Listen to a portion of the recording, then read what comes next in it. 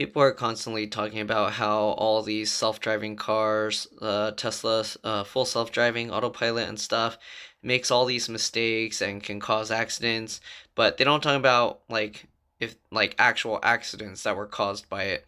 Now, look, here are some human drivers, which people are comparing the self-driving stuff to.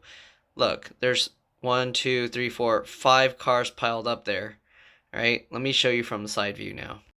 Alright, so here's the same thing from the right side, and I'm going to slow down the footage so you can see the damage to the cars.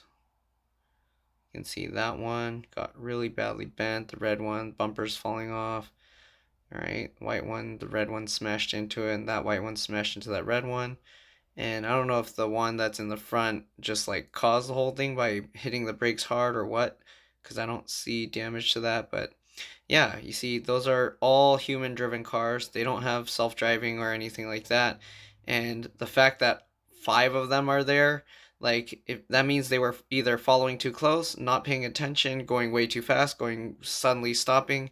I don't know, but five of them, that's a lot. You're not gonna get five self-driving cars crashing in a row like that. They're gonna keep their distance, they're gonna stop, and they're not gonna crash like that.